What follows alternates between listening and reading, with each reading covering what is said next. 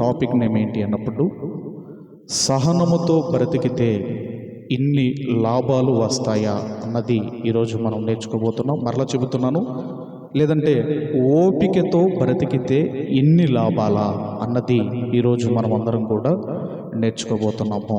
ఓపిక లేదంటే సహనము, లేదంటే ఓర్పు, క్షమ, దీర్ఘశాంతము, తాలిమి, ఈ పదాలన్నీ కూడా బైబిల్ గ్రంథంలో వ్రాయబడ్డాయి. ఇంగ్లీష్లోనైతే పేషెన్స్ అంటారు. అయితే ప్రతి క్రైస్తవుడి జీవితంలో ఉండవలసింది ఏంటంటే ఈ లక్షణము మస్ట్ అండ్ షుడ్ ఉండాలి. అదే పేషెన్స్, లేదంటే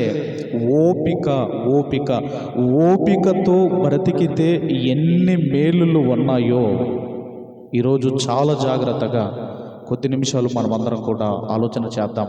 సామెత చెబుతారు, ఓర్చుకుంటే ఒంటికి మంచిది అంటారు.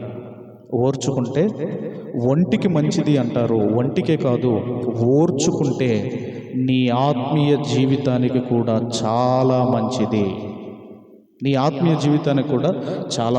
కాబట్టి ప్రతి క్రైస్తవునిలో ఉండవలసింది ఏంటంటే ఓర్పు, సహనము, ఓపిక అనే ఈ లక్షణాలు క్రైస్తవునిలో కనబడాలి. ఈ లక్షణాలు ఇక బైబిల్ గ్రంథంలోనికి వెళ్ళి మనము ఆలోచన చేయగలిగితే, ఇంతకుముందు మనము చదువుకున్నాము లూకా సువార్త 21వ అధ్యాయము 16వ వచనము నుండి మనం చదువుకుందాము. సహోదరుల చేతను, బంధువుల చేతను, స్నేహితుల చేతను మీరు అప్పగింపబడుదురు, వారు మీలో కొందరిని చంపింతురు. దేవుని కోసం బ్రతుకుతున్న మనలను ఇదిగో ఇలా చేసేవాళ్ళు ఉంటారు అని చెబుతూ, నా నామము నిమిత్తము మీరు మనుషులందరి చేత ద్వేషించబడుదురు. నా నామము నిమిత్తము మీరు మనుషులందరి చేత ద్వేషించబడుదురు. ఆదివారం తెల్లబట్టలు వేసుకొని వస్తూ ఉంటే కొంతమంది మాట్లాడుతూ ఉంటారు, హల్లెలూయా బ్యాచ్ వెళ్తుందిరా అంటారు. సెటైర్లో ఉన్నారమ్మా? అలాంటి వాళ్ళు ఉంటారా? హల్లెలూయా బ్యాచ్ వెళ్తుందిరా, హల్లెలూయా బ్యాచ్ అట. అంటే క్రీస్తును నమ్మినందుకు ద్వేషిస్తారంటే ఖచ్చితంగా మనల్ని ద్వేషిస్తారు, ఏదో ఒకటి అంటారు. అందుకే అంటున్నాడు, నా నామము నిమిత్తము మీరు మనుషుల చేత ద్వేషించబడుదురు. ఇంకా ఏమంటారంటే గొర్రెబిడ్డలు అట. మనం ఎవరమండి? మనం గొర్రెలు ఎంత ద్వేషిస్తున్నారో మనందరికీ తెలుసు. అయితే కానీ తర్వాత 18వ వచనము, మీ తల వెంట్రుకలలో ఒక్కటైనను నశింపదు. దేవుడు పర్మిషన్ ఇవ్వకపోతే అసలు ఎవరు నీ మీద చెయ్యి వేయడానికి లేదు. షడ్రక్ మేషక్ అబేద్నెగోలను అగ్నిగుండంలో వేసిన తర్వాత వాళ్ళ తల వెంట్రుకలు కాలిపోలేదు అని మనం చదువుకుంటాము. వాళ్ళను లోపలేసిన వాళ్ళ తల వెంట్రుకలు కాలిపోతాయి, కానీ షడ్రక్ మేషక్ అబేద్నెగోల తల వెంట్రుకలు కాలిపోతుంది. ఎందుకంటే ఆయన పర్మిషన్ ఇవ్వాలి.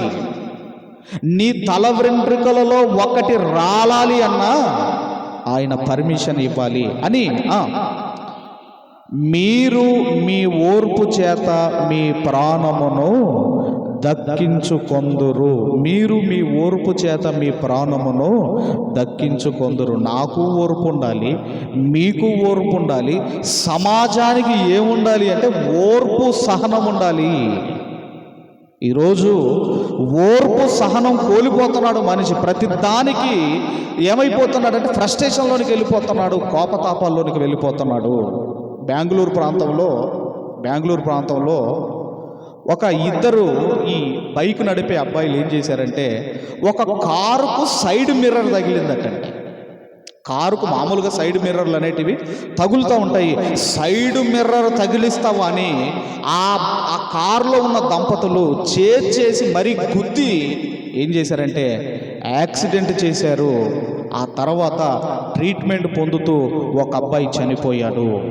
అరే, సైడ్ మిర్రర్ తగిలితే అంత కోపమా? అంటే ఒకరిని గుద్ది చంపే అంత కోపం అంటే సహనం కోల్పోతున్నారు, ఓర్పును కోల్పోతున్నారు. పండక్కి భర్తని ఇంటికి పిలిచారట, అల్లుడు కదా అని ఇంటికి పిలిచారట. ఇంటికి వచ్చిన తర్వాత ఆయన వాళ్ళ భార్య కూర చేస్తే అందులో కారం లేదు, ఉప్పు లేదు, కూర అంతా చప్పగా ఉందని తినకుండా అలిగి ఇంటికి వెళ్ళిపోతే భార్య అలిగి ఏం చేసిందంటే సూసైడ్ చేసుకుంది భార్య. ఇలాంటి చెప్పుకుంటూ వెళితే ఎన్నో ఉన్నాయి. టీవీ సీరియల్ విషయంలో గొడవపడి భార్య భర్తలు, అందులో భార్య చచ్చిపోయింది. మనం ఆలోచన చేయగలిగితే సమాజం ఏం కోల్పోతుందయ్యా అంటే ఓర్పు, సహనాన్ని సమాజం కోల్పోతుంది. అందుకే అంటున్నాడు, మీరు మీ ఓర్పు చేత మీ ప్రాణమును దక్కించుకొందురు. ఓర్పు అనే లక్షణం నీలో ఉంటే నీ ప్రాణాన్ని దక్కించుకుంటావు. నాకు మార్కులు తక్కువ వస్తున్నాయి, నేను అనుకున్నది జరగటం లేదు, నేను ఫలానా అనుకున్నాను అది నెరవేరటం లేదని చాలామంది ఇదిగో బలవన్మరణాలకు పాల్పడుతున్నారు. నీకు ఓర్పు, పేషెన్స్ ఉంటే నీ ప్రాణమును నీవు కాపాడుకుంటావు, దక్కించుకుంటావు. ఇంకా మీరు చూడగలిగితే అపోస్తలుడైన పౌలు గారు రోమీయులకు రాసిన పత్రిక 12వ అధ్యాయము 12వ వచనాన్ని చదువుకుందాం. వచనము 12, అధ్యాయము 12. నిరీక్షణ గలవారై సంతోషించుచు శ్రమలయందు ఓర్పు గలవారై ప్రార్థనలయందు పట్టుదల కలిగి ఉండుడి. శ్రమలలో ఏమి అవసరం అంటే ఓర్మి అవసరము అంటున్నాడు. మన శ్రమలలో అవసరమైనది ఓర్పు, సహనము అవసరము అంటున్నాడు. అదే రోమీయులకు రాసిన పత్రిక 15వ అధ్యాయము 4, 5, 6 వచనాలు ఉంటాయి, చదువుకుందాం. ఓర్పు వలనను లేఖనముల వలని ఆదరణ వలనను మనకు నిరీక్షణ కలుగుటకై పూర్వమందు వ్రాయబడినవన్నీయు మనకు బోధ కలుగు నిమిత్తము వ్రాయబడి ఉన్నవి. అంటే పాత నిబంధనలలో రాయబడినవి ఒకటి బోధ కలగాలి, రెండవది మీకు ఓర్పు రావాలి, మీకు సహనము రావాలి, మీకు ఓర్పు ఈ లక్షణము మీకు రావాలి అని పాత నిబంధనలో ఉన్నవి వ్రాయబడ్డాయి. కంటిన్యూ చేయమ్మా. మీరు ఏకభావము గలవారై ఏకగ్రీవముగా మన ప్రభు అయిన యేసుక్రీస్తు తండ్రియగు దేవుని మహిమపరుచు నిమిత్తము క్రీస్తు యేసు చిత్త ప్రకారము ఓర్పునకును ఆదరణకర్తకు దేవుడు మీకు అనుగ్రహించునుగాక. పదే చూడండి, ఓర్పు ఈ లక్షణము ప్రతి క్రైస్తవునిలో ఉండాలి అని దేవుడు చెబుతున్నాడు. ఇంకా మనం చూడగలిగితేనండి, మన శ్రమలు కావచ్చు, మన కష్టాలు, మన బాధలు, మన నిందలు, మన అవమానాల్లో మీకు ఉండవలసిన లక్షణము ఓర్పు అని చెబుతూ, అలాగే కొరంథీయులకు రాసిన 2వ పత్రిక అపోస్తలుడైన పౌలు గారు కొరంథీయులకు రాసిన 2వ పత్రిక 6వ అధ్యాయము 3, 4, 5 వచనాలు చదువుకుందాం.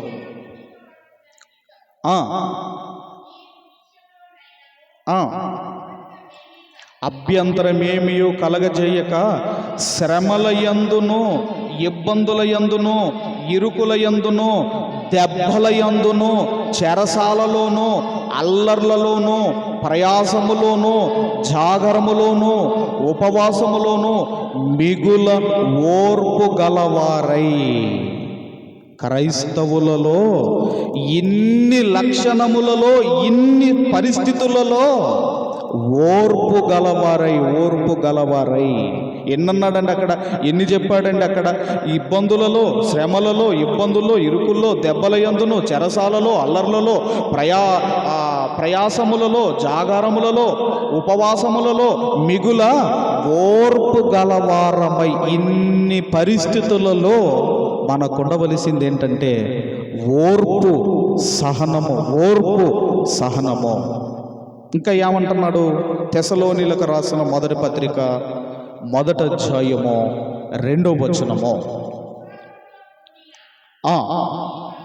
మీ పనిని ప్రేమతో కూడిన మీ ప్రయాసమును మన ప్రభువైన యేసు క్రీస్తు నందలి నిరీక్షణతో కూడిన మీ ఓర్పును. చాలమ్మా, ఏమంటున్నాడు? నిరీక్షణతో కూడిన మీ ఓర్పును అంటున్నాడు. ప్రతి క్రైస్తవుడికి ఒక నిరీక్షణ, ఒక హోప్ ఉంటుంది. ప్రతి క్రైస్తవుడికి, క్రైస్తవుడు నిరీక్షణతో కలిగిన ఓర్పు ఉండాలట క్రైస్తవుడిలో. ఇంతకీ ఏంటి మనకున్న నిరీక్షణ?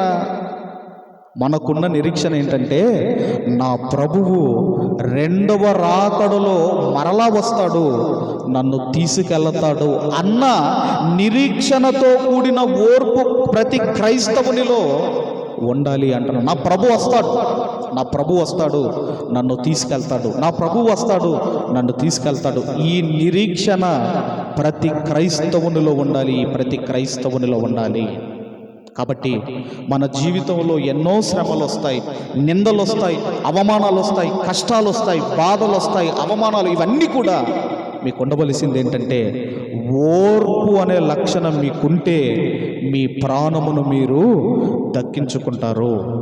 ఇస్కరియోతు యూదా కూడా యేసుక్రీస్తు వారిని అప్పగించిన తర్వాత బతికుంటే బాగుండేది, కాస్త ఓర్పు సహనముతో ఉంటే బాగుండేది. కానీ ఆ నింద, ఆ అవమానం భరించలేక ఆయన కూడా బలవన్మరణానికి పాల్పడ్డాడు. అందుకే ఓర్పు అనే లక్షణం ఉంటే ఇదిగోనండి మన ప్రాణమును మనము దక్కించుకుంటాము. అయితే ఈ ఓపిక అనేది ఎంతకాలం ఉండాలి?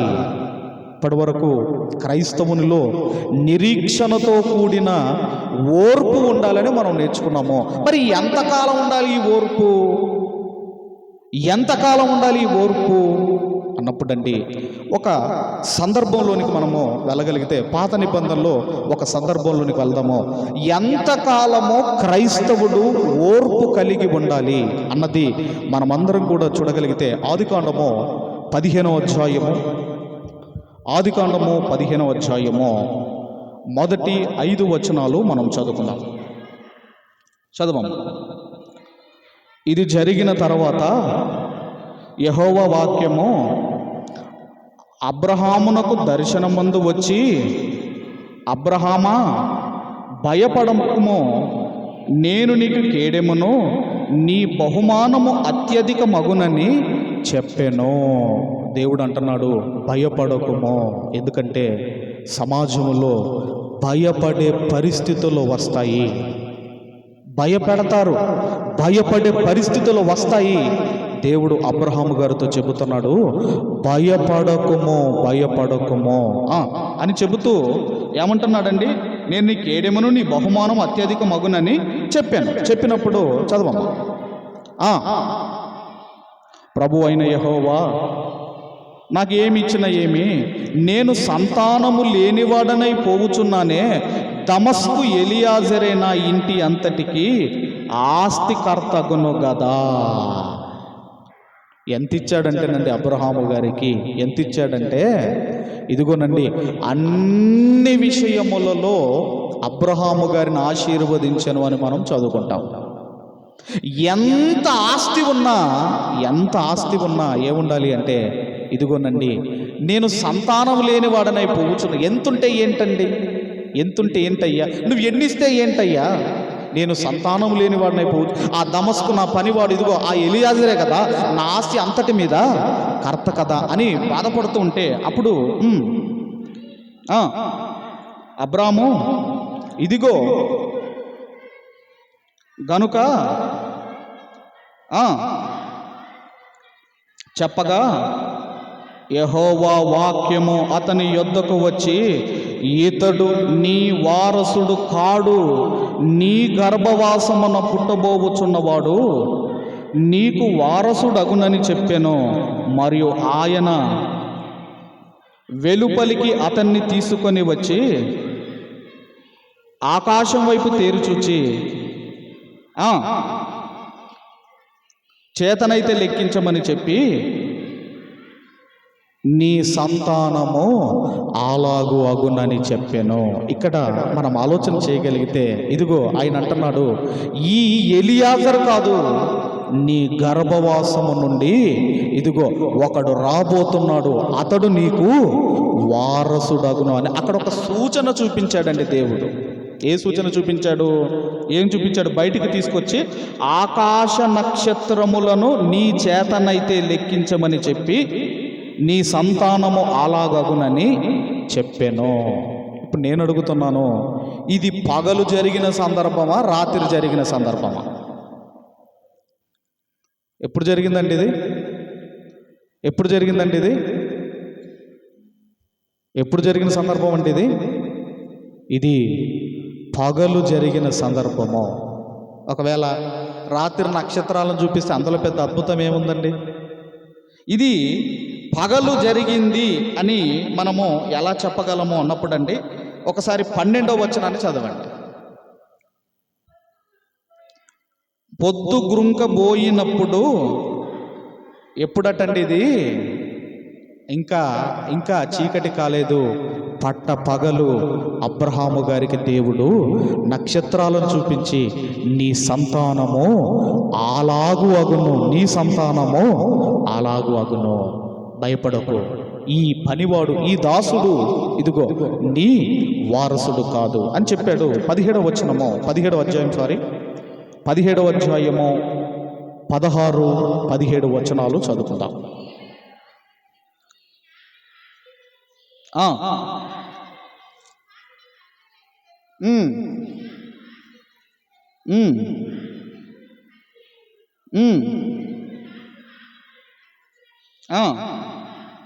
అబ్రహాముతో చెప్పాను. అప్పుడు అబ్రహాము సాగిలపడి నవ్వి, 100 ఏండ్ల వానికి సంతానము కలుగునా, 90 ఏండ్ల శారా కనునా అని మనస్సులో అనుకొనేను. ఎక్కడ అనుకున్నాడటండి? మనస్సులో. అంటే మనస్సులో అనుకుంటే కూడా దేవునికి తెలిసిపోతుందంటే అనుకున్నా తెలిసిపోతుంది. మనము నలుగురం మాట్లాడుకుంటాం, ఎవరికి తెలియదులే అనుకుంటాం మనం. కానీ నీ మనస్సులో ఏమనుకున్నా దేవుడికి తెలిసిపోతుంది. మరుగైనది ఏదియు బయలుపరచబడకపోదు అని దేవుడు రాయించాడు. ఇక్కడ అంటే మనసులో అనుకుంటున్నాడు, నాకేమో 100 సంవత్సరాలు, శారమ్మకేమో 90 ఏండ్లు, అప్పటికి స్త్రీ ధర్మము కూడా నిలిచిపోయింది, ఈమె ఇప్పుడు ప్రసవిస్తుందా అని నవ్వుకున్నాడట. ఇంతకీ దేవుడు అబ్రహాము గారికి ఎప్పుడు సంతానం ఇస్తానని వాగ్దానం చేశాడో మీరు చూడగలిగితే ఆదికాండము 12వ అధ్యాయము 3, 4 వచనాలు మనము చదువుకుందాము. ఆశీర్వదించెదను, శపించెదను, భూమి యొక్క సమస్త వంశములు నీయందు ఆశీర్వదించబడునని అబ్రహాముతో అనగా, అబ్రహాము వెళ్ళెను, లోతు అతనితో కూడా వెళ్ళెను. అబ్రాము హారాను నుండి బయలుదేరినప్పుడు 75 ఏండ్ల ఈడు గలవాడు. అప్పుడు వాగ్దానం చేశాడండి, నీకు సంతానం ఇస్తానని. 75 సంవత్సరాలప్పుడు వాగ్దానం చేశాడు. ఇప్పుడు వాక్యం ఆయన దగ్గరికి వచ్చి అంటున్నాడు, అప్పటికైనా వయసు ఎంత? 100 సంవత్సరాలు. అబ్రహాం గారి 17వ అధ్యాయం 17వ వచనంలో ఎంత అమ్మైన వయసు? 100 సంవత్సరాలు. శారమ్మ గారి వయసు ఎంత? 90 సంవత్సరాలు. అప్పుడు అంటున్నాడు, నేను నీకు సంతానం ఇస్తాను అంటే నవ్వాడు. ఎవరు నవ్వారు? అబ్రహాం గారు నవ్వారు. నాకు 100 సంవత్సరాలు, శారమ్మ గారికి ఎంత అండి? 90 సంవత్సరాలు. ఆ తర్వాత 18వ అధ్యాయానికి వద్దాం. ఆదికాండం 18వ అధ్యాయము 10వ వచనాన్ని చదువుకుందాం. 18:10. అందుకు ఆయన మీదటికి కాలమున నీ యొద్దకు నిశ్చయముగా మరలా వచ్చేదను, అప్పుడు నీ భార్య అయిన శారాకు ఒక కుమారుడు కలుగునని చెప్పెను. శారా ఆయన వెనుక నుండిన గుడారపు ద్వారమందు వినుచుండెను. అబ్రహామును శారాయును బహుకాలము గడిచిన వృద్ధులై ఉండిరి. స్త్రీ ధర్మము శారాకు నిలిచిపోయెను గనుక శారా, నేను బలము ఉడిగిన దాననే, నాకు సుఖము కలుగునా అని తనలో తాను నవ్వుకొనేను. ముందేమో అబ్రహాము గారు నవ్వారు, తర్వాత శారమ్మ నవ్వింది. అప్పటికి మరి నిజమే కదండి, ఆమెకేమో 80-90 సంవత్సరాలు, ఆయనకేమో 100 ఇయర్స్. ఇప్పుడు నీకు పిల్లలు పుడతారు అంటే ఇదిగోనండి, ఆయన నవ్వాడు, తర్వాత శారమ్మ కూడా నవ్వింది. కానీ దేవుని మాట నమ్మదగినది. దేవుడు ఒక మాట ఇచ్చాడు అంటే అది ఎన్నడూ కూడా నిరర్ధకము కానేరదు. తర్వాత ఏం జరిగింది? 21వ అధ్యాయము దయచేసి 1వ వచనం నుండి 5 వచనాలు చదువుకున్నాం. శారాను దర్శించను.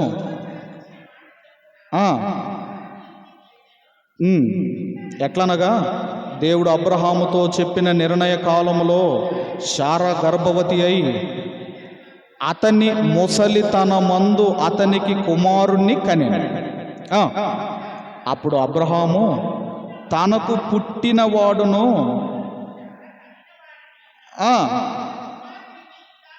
పేరు పెట్టాను. మరియు దేవుడు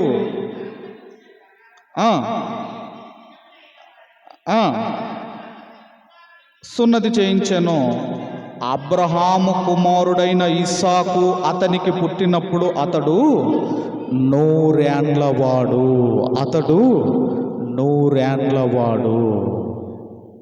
కాబట్టి మనం ఆలోచన చేయగలిగితే దేవుడు ఎన్ని సంవత్సరాలు పట్టిందండి అతనికి ఇవ్వడానికి? ఎన్ని సంవత్సరాలు పట్టిందండి? 25 సంవత్సరాల టైం పట్టింది. 25 సంవత్సరాల టైం పట్టింది. ఎప్పుడు చెప్పాడు నీకు సంతానాన్ని ఇస్తానని? 75 సంవత్సరాలప్పుడు చెప్పాడు.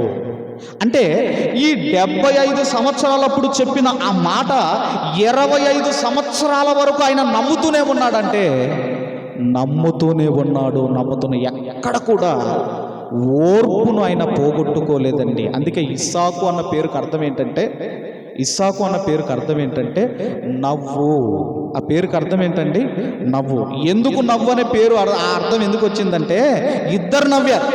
మీరు నవ్వారు కదా, అబ్రహాము నవ్వాడు, శారమ్మ నవ్వింది కనుక నీకు పుట్టబోయే కుమారుడికి నవ్వు వచ్చే అనే పేరు, అర్థం వచ్చే పేరు నీ కుమారునికి మీరు పెడతారు. మరి ఈ 25 సంవత్సరాలు ఆయన ఎలా ఉన్నాడో హెబ్రీ గ్రంథకర్త రాస్తున్నాడు. అపోస్తులైన పౌలు గారు హెబ్రీలకు రాసిన పత్రిక దయచేసి 25 సంవత్సరాలు ఎలా ఉన్నాడో 6వ అధ్యాయము 13, 14, 15 వచనాలు మనము చదువుకుందాం. చదవండి. దేవుడు అబ్రహాముకు వాగ్దానము చేసినప్పుడు తనకంటే ఏ గొప్పవాని తోడని ప్రమాణము గనుక తన తోడు అని ప్రమాణము చేసి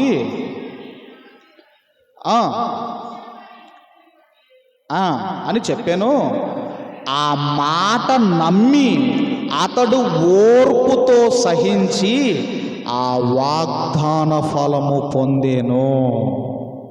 దేవుని మాట నమ్మి అతడు ఓర్పుతో సహించి ఆ వాగ్దాన ఫలము పొందెను.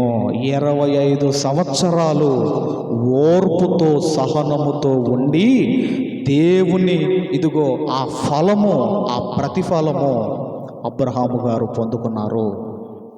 కాబట్టి మనం ఆలోచన చేయగలిగితే ఓర్పుతో బ్రతికితే ఇన్ని లాభాలండి. ఓర్పుతో బ్రతికారు. ఆ వృద్ధాప్యంలో, బహుకాలము గడిచిన వృద్ధాప్యములో సంతానం పొందుకున్నారు. కాబట్టి ఓర్పు వల్ల నీకు మేలే జరుగుతుంది తప్ప మనకు కీడు జరగదు. అలాగే మరి యోబు గారు కూడా ఎన్నో కష్టాలు మనందరికీ తెలుసు. ఆస్తి పోయింది, 10 మంది పిల్లలు చనిపోయారు, ఆరోగ్యం పోయింది. అన్ని పోయిన తర్వాత ఆయన కూడా ఎలా ఉన్నాడో యేసుక్రీస్తు వారి తమ్ముడైన యాకోబు గారు పత్రిక రాస్తూ పక్క పుస్తకంలో ఏమంటున్నాడో మనం చూడగలిగితే 5వ అధ్యాయము, యాకోబు పత్రిక 5వ అధ్యాయము 11వ వచనాన్ని మనమందరం 10-11 చదువుతాం. సహించిన వారిని ధన్యులను కొనుచున్నాము కదా, మీరు యోబు యొక్క సహనమును గూర్చి వింటిరి. ఆయన ఎంతో జాలియు కనికరమును గలవాడని మీరు తెలుసుకొని ఉన్నారు. అలా సహనముతో ఓర్పుతో బ్రతికాడు గనకనే రెండంతలు పొందుకున్నాడు. మరలా 10 మంది పిల్లల్ని ఇచ్చాడు. మరలా రెండంతల ఆస్తిని యోబు గారు పొందుకున్నారు. ఎలాగంటే ఓర్పుతో సహనముతో. శ్రమల యందు మీకు అవసరమైనది ఏంటంటే మీకు ఓర్పు అవసరము అంటున్నాడు. కాబట్టి మనం ఆలోచన చేయగలిగితే ఓర్పుతో క్రైస్తవుడు బ్రతికితే లాభమే తప్ప నష్టాలు మనకు లేవు. ఇంకొక లాభం మనం చూడగలిగితే అపోస్తుడైన పౌలు గారు తిమోతి గారికి రాసిన రెండవ పత్రిక 3వ అధ్యాయము 10వ వచనాన్ని మనం చదువుకుందాం. అయితే తిమోతి తన ఆత్మీయ కుమారుడైన తిమోతికి పౌలు గారు పత్రిక రాస్తూ, అయితే నీవు నా బోధను, నా ప్రవర్తనను, నా ఉద్దేశమును, నా విశ్వాసమును, నా దీర్ఘశాంతమును, నా ప్రేమను, నా ఓర్పును ఏమంటున్నాడండి? చెబుతూ నా ఓర్పు, నేను ఎలా ఓర్పుతో ఉన్నానో, నేను ఎలా ప్రేమతో ఉన్నానో, నేను ఎలా దీర్ఘశాంతంతో ఉన్నాను, నేను ఎలా ఉన్నానో తిమోతి నీవు అలా ఉండమని ఇదిగోనండి పౌలు గారు తిమోతి గారికి చెబుతున్నాడు. ఇంకా చూడగలిగితే తెస్సలోనిలకు రాసిన రెండవ పత్రిక 3వ అధ్యాయము 4-5 వచనాలు మనం చదువుకుందాం. చదవండి. మేము మీకు ఆజ్ఞాపించిన వాటిని మీరు చేయుచున్నారనియో ఇక చేయుదురనియో ప్రభువునందు మిమ్మును గూర్చి నమ్మకము కలిగి ఉన్నాము. దేవుని యందలి ప్రేమయు క్రీస్తు చూపిన ఓర్పు మీకు కలుగునట్లు ప్రభువు మీ హృదయములను ప్రేరేపించునుగాక. పౌలు గారు అంటున్నారు, తెస్సలోనిక ఆ సంఘానికి పత్రిక రాస్తూ, మేము మీకు ఆజ్ఞాపించిన వాటిని మీరు చేయుచున్నారనియు. అర్థమైందండి? నేను మీకు ఆజ్ఞాపించిన వాటిని మీరు చెయ్యుచున్నారనియు. ఒక సేవకుడు చెప్పింది సంఘము చెయ్యాలి, ఒక డాక్టర్ చెప్పింది పేషెంట్ చెయ్యాలి, ఒక లాయర్ చెప్పింది లాయర్ దగ్గరికి వెళ్ళిన ఆయన చెయ్యాలి, ఒక ఇల్లు కట్టుకునేవాడు ఇదిగో ఒక ఇంజనీర్ చెప్పింది చెయ్యాలి.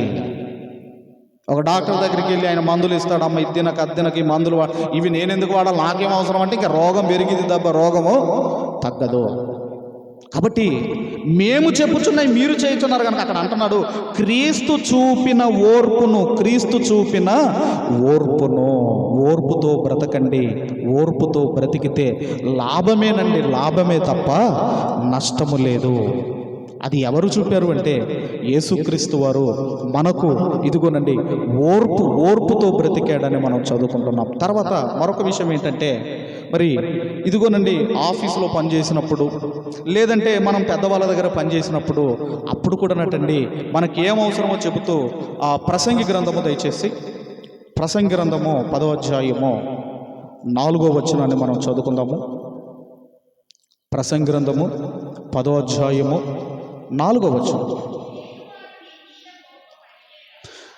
ఏలువాడు నీ మీద కోపపడిన ఎడల నీ ఉద్యోగము నుండి తొలగిపోకుము.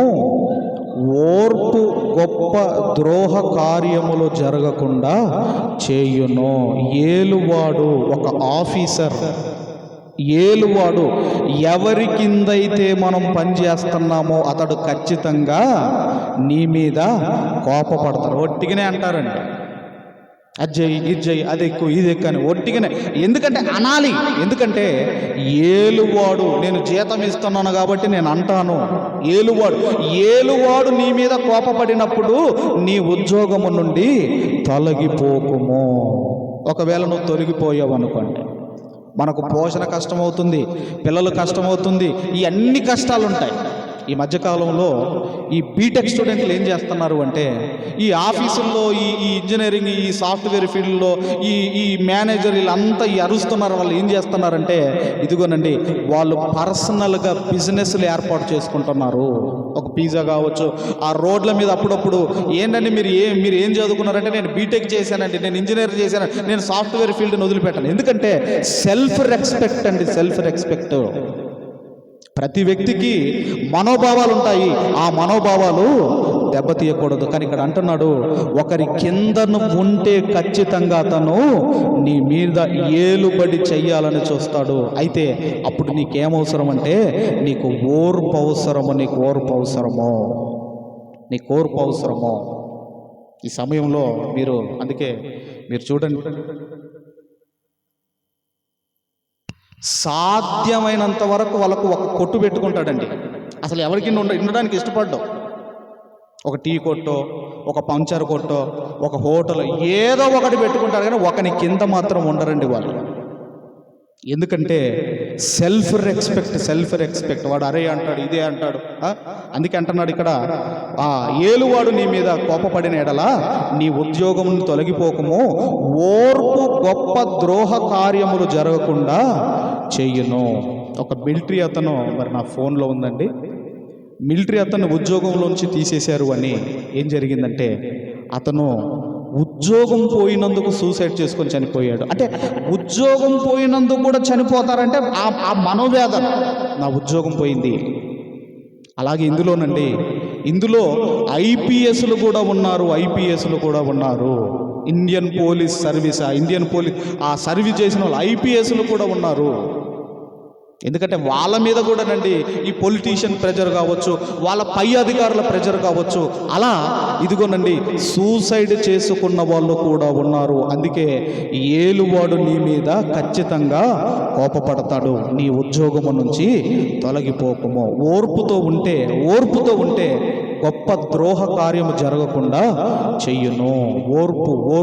ఇప్పుడు ఉద్యోగం పోయిందని సూసైడ్ చేసుకున్నావు, ఆ తల్లి ఎంత ఎడవాలండి? ఆ పిల్లల పరిస్థితి ఏం కావాలి? ఆ భార్య పరిస్థితి ఏం కావాలి? అందుకే ఓర్పు ఉంటే నీకు మంచిది, నీకు లాభము అంటున్నాడు. మరొక విషయం మరొక విషయం కూడా, యాకోబు పత్రిక 5వ అధ్యాయము, 7వ వచనము 8వ వచనాన్ని మనం చదువుతాం.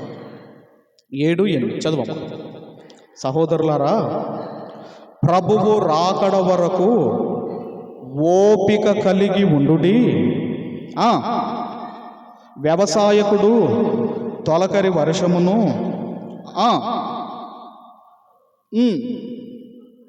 సమకూరు వరకు విలువైన భూఫలము నిమిత్తము ఓపికతో కాచుకొనుచు దాని కొరకు కనిపెట్టు నిమిత్తము ప్రభువు రాకడ సమీపించుచున్నది గనుక ఓర్పిక కలిగి ఉండుడి, మీ హృదయములను స్థిరపరుచుకొనుడి. చాలండి, ఇక్కడ మీరు చూడగలిగితే ఓపిక కలిగి ఉండటం అంటే విధేయత కలిగి ఉండటము. దేవుడేమో ప్రభువు రాకడ వరకు ఓపిక కలిగి ఉండండి అంటున్నాడు. అంటే ఓపిక కలిగి నీవు ఉంటున్నావు అంటే దేవుని మాటకు నీవు విధేయత చూపిస్తున్నావు అని అర్థము. ఎందుకు ఓపికతో ఉండాలో ప్రకటన గ్రంథంలో చెప్పాడండి. 3వ అధ్యాయం 10వ వచనంలో, ప్రకటన గ్రంథం 3వ అధ్యాయము, దయచేసి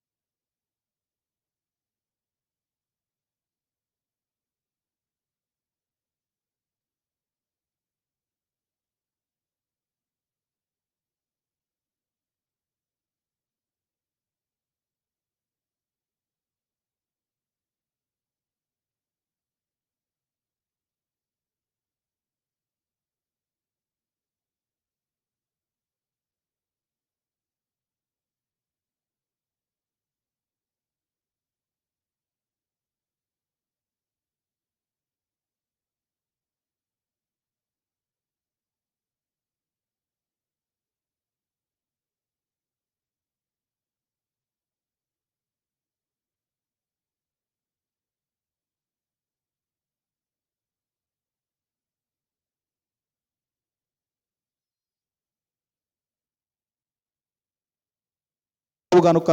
కాబట్టి దేవుడు అంటున్నాడు, నీ శోధన కాలంలో నేను నిన్ను కాపాడేదను.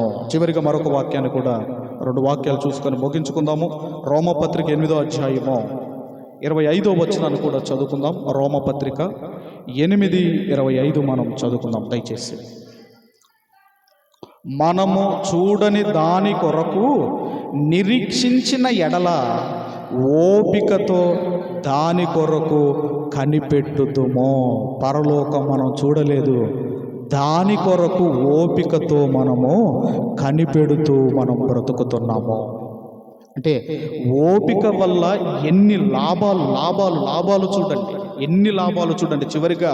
చివరిగా ఓపికతో ఏం జరుగుతుందో లూకాసు వార్త 8వ అధ్యాయము 15వ వచనాన్ని చదువుకుందాము. లూకాసు వార్త 8వ అధ్యాయం 15వ వచనము 8:15 చదవము.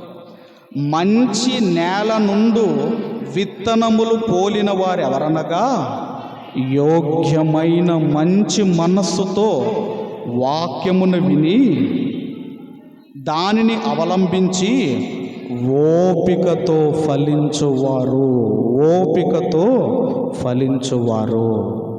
వాక్యం కూడా యోగ్యమైన మంచి మనసుతో వినాలటండి. యోగ్యమైన మంచి మనసుతో వాక్యం వినాలి.